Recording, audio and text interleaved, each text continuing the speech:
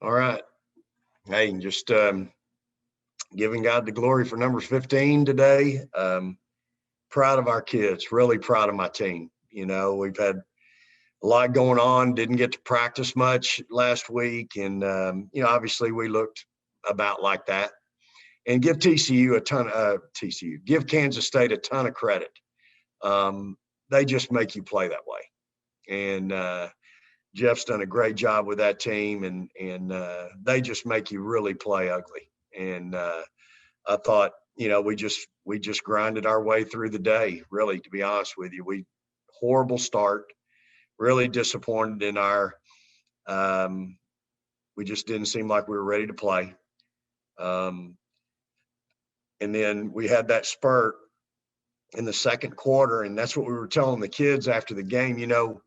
When you're turning them over like that and getting a layup and turn them over, getting a layup, and that's when your crowd is just, the atmosphere is going nuts and it's just ruckus in the building. And I'm just so disappointed these kids don't get to experience it. It breaks my heart, to be honest with you, because that was really probably one of the big keys to the game. We were down 9. We got down 11 the first half. We were down 9 going into the second quarter, and then the press really kicked in. But Charlie had a monster game, 21-14, and played well. Celeste, I think she was 6 for 14 with 13 points, 4 assists, and 4 steals. She was really active. I thought probably the person that changed the whole complexion of the game was Ashley in the first half. She gave up a couple of dribble penetrations, but I just thought her energy on the ball really was infectious for the rest of the team and kind of got us going. She had 3 assists, no turnovers. And again, I thought just did a nice job. Had 2 rebounds, 2 steals in 12 minutes. So, and of course, Audrey has 10 rebounds. Those are big rebounds for 6 offensive, giving us extra possessions. We had some big extra possessions, y'all, missing free throws. We were 9 for 17 at the free throw line, which is terrible, but we got some extra possessions off some offensive boards. So, again, proud of my team. Just thought we grinded that one out. Jo had a couple of big shots. She makes a big 3 in the corner. She makes a big free throw jumper for us coming off of 13. So I thought Kyra and Ashley both did a nice job running the team. So it's a good win. I'm going to take it. Number 9, proud of this group. On to the next one. We got to go to Kansas Wednesday. And, it's the road is the road. It's not friendly sometimes. And we've seen both sides of that. So, challenged our team, tonight. Hey, business trip coming up. Like to see us approach it that way. Everybody has a job to do. We've got to do our job. And certain people have to do certain things or we're not going to win. And that's just being accountable. I spent the whole first quarter talking about accountability, really. And we worked on a lot of things leading up to the game, and we screwed it up, especially defensively. So, again, really, with everything that's happened this past week, really proud of them for finding a way to make plays down the stretch and win like they did. Bob Ballou, you can get us started. Coach, just on that note, you've had a little bit of practice with it with COVID, dealing with everything you've had to deal with on that front. But how difficult was this week for your team? And like you just said, I mean, what does it really say that they were able to I know you mentioned the slow start, but still to come back from that and grind it out? Yeah, for sure, Bob. I'm really proud. I mean, we were down 11 the first quarter and down 9 going into the second. And then we just had that little spurt where we got, a couple, 2, 3 steals. We were laying it in. They had to take 2 timeouts there in the second quarter. And that's really what kind of, obviously gave us a little breathing room. We held them to 8 points in the second quarter, 48 for the game, man. I'm tickled about that. So I think their field goal percentage defense, our field goal percentage defense was 39%. They banked in a couple threes and I'm like, well, we shouldn't even be letting them shoot them. Those 2 kids, we know better than let them shoot them. So you can't just say, oh, they're lucky, coach. No, good players make shots like that sometimes. But Bob, I'm telling you, it's been a trying week. I mean, what our student athletes went through this past week. And again, we don't have any idea what their families are going through, you know, especially Texas kids. I mean, they got families that are struggling too. So it's a real challenge. I mean, think about it, y'all. They're over there in that dorm or stuck in a room by themselves because of COVID. So they can't socialize. They're not supposed to visit with their teammates. Can't practice. I mean, you're just stuck like Chuck over there. I mean, it's just a bad deal. And, you know, we finally got out Thursday and ran for, you know, did some up and down stuff for about an hour just to get our lungs opened up. And it's like they were padlocked shut because we couldn't hardly breathe, you know, that for that hour. But then Friday, Saturday, we got after it. But I'm proud of them, man. Hey, it's hard to do what these kids are doing, y'all. I'm just telling you, it's really a challenge. So, you know, my staff's gone through a lot too, from, you know, either power, water, both, no food, can't find any grocery. I mean, it's a lot. John High. Coach, when we talked to you yesterday, you said with everything that's going on, they could have anything to blame bad play on, but you wanted to see how they responded and we'd find out what they were made of. What do you think they're made of after what they did? Yeah, you know, John, I spent the whole first quarter just coaching their heart. You know, I was so disappointed in some of the things we didn't do, just lack of focus things. And, you know, I live and die. Y'all have heard me say this. I live and die with every play, good, bad, or indifferent. I live and die with every one of them. And they don't get by me. You know, I'm not a volleyball guy that's every time you serve it in the net, it's okay. No, that's not okay. And I spent the whole first quarter really just trying to get them going. I thought Ashley really did a good job of that coming off the bench, getting us going. We had foul trouble. I mean, that's a great indicator, John, right there. We're in that kind of foul trouble, 2 people with 3 fouls, another one with 2, that to me is a real lack of preparedness and focus. And, you know, we had one drag in late to shoot around this morning for stretching. And, you know, again, be a pro. And that's part of what I'm teaching right now. We're teaching it all. It ain't just X's and O's.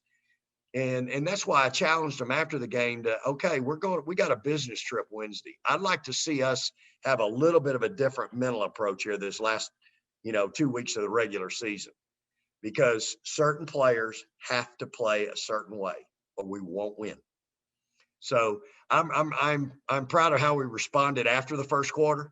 And again, I thought we made enough plays, especially down the stretch, boy. Couple big shots by Joe. Charlie had a couple big plays for us. We got 2 offensive rebounds off missed free throws. Those are energy plays. That's what I like seeing. And again, I'm proud of them for that.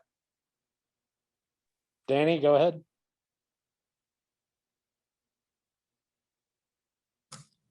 Going back to Joe, what are you telling a player like her on the sideline when she's sitting with those foul troubles, as far as, you know, we're going to need you when your number's called back in there, we're going to need you. And then also you had 3 players with 4 fouls, you know, at the end. So I'm wondering, when they're on the court, are you telling them to go full steam, that you expect them to play all out when they're out there? Or are you asking them to be cautious with those 4 fouls, or you just want them?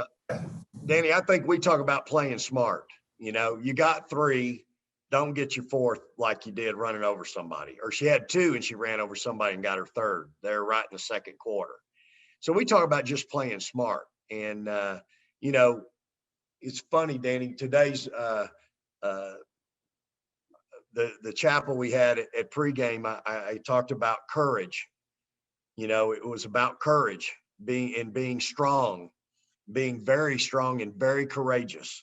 And we talked about, okay, what's that look like in a game? It was talking about Joshua, how he took over for Moses when Moses died.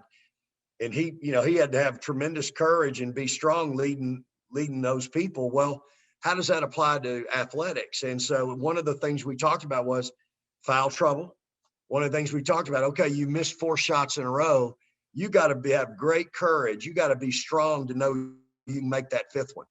You know, when you come off and you're wide open, and Joe came off, had a wide open free throw jumper. She's wide open in the corner when we're needing a big shot. And she makes a big 3. That shows tremendous courage in my mind. And so we talked about that. So when we see them on the side, when they're in, we're talking to them about, hey, if you go back in now, you got to play smart, you know. And again, I didn't think we were very sharp today from a smart standpoint, everybody. We gave up some straight line drives that we know better. We've worked hard on. We screwed up some switches that we worked hard on for 2 days that resulted in threes. Post player got out of position. We gave up a wide open slip to the hole. These are all plays that we're making a mistake mentally. And that's why we're not being able to execute. So yeah, I mean, you can't hardly tell somebody to, hey, don't play hard, or, hey, I can't do that. You just got to play smart.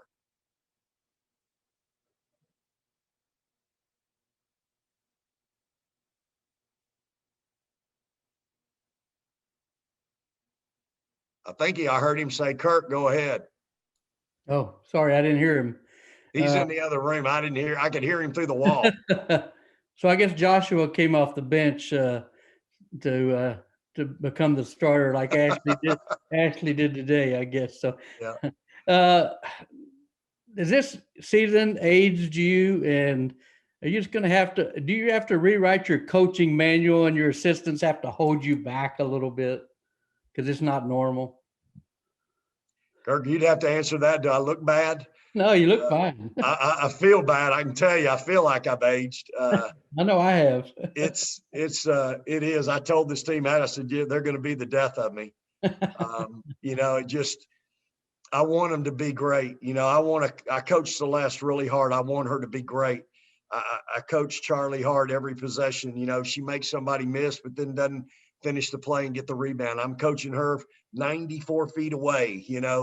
Come on, got to finish the play. I mean, I just want these kids to be great. And I just refuse to allow us, and I'm not saying it's right, Kirk. I think you got to really understand. I just refuse to allow us to use anything as an excuse. I had the same conversation with my son. He's an insurance agent. Dad, it's hard to meet people. We got COVID. We got this weather this past week, and I'm like, I get it, son, but you can't use that as an excuse or a crutch. You got to find a way. And I'm not saying it's right, but it's just who I am. Our staff doesn't use it as an excuse. We don't go, hey, well, we're not going to watch 8 films. We're only going to watch 4 because it's COVID. We're not going to, we aren't built that way. And so I just think, we want these kids to be great, and we see them getting better. That's the thing. I mean, Kirk, we got one starter back, maybe 2, and so we have so many young kids playing so many minutes, and you do have to sit back every now and then. I have to catch myself and kind of ground myself. But at the same time, does that mean I don't coach them as hard as my national championship team or my SEC championship team? No, I don't think you do. That's not fair to them. I think you've still got to be that demanding coach. And when they're not doing it right, when they're not thinking, when they're not in your mind preparing them, I just think that's the only way to coach young people. And it is hard because, man, I'm telling you, you have to consider everything that they're going through, especially this past week. I mean, it's just a challenge. Thanks, Vic. You bet. Carter, go ahead. Coach, can you just talk a little bit more about how important Celeste Taylor was for y'all on defense today? Yeah, she was great. Really active, stayed out of foul trouble, 4 steals.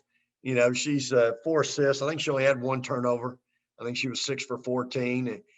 If she told you sitting here right now, she'd tell you the one thing I was on her about, she's got to make some free throws for me. She's for whatever reason, she's in the 40s at the line. And so the only way to fix that, as I told her, is just maybe you don't shoot 50 a day, you shoot 100. She's too good of a shooter, Boy, she made everything today, Carter, and shoot around. And I'm hoping that's the kid we're fixing to get now down the stretch here, because we need that. We went 4 for 15 from 3 today. And so, you know, she was big, no question about it. I mean, to me, she's starting to play better. She's playing with some confidence. I've got a lot of confidence in her. I love coaching her, and I love her energy. And she made a couple of little mental mistakes early that she knows I know about, and I reminded her of in the huddle. But after that, I thought she was pretty special. Thank you, Coach. That it, guys? All right, John, I got to hustle home so I can see you tonight. Okay, buddy? All right. Praise the Lord and hook 'em. Be safe.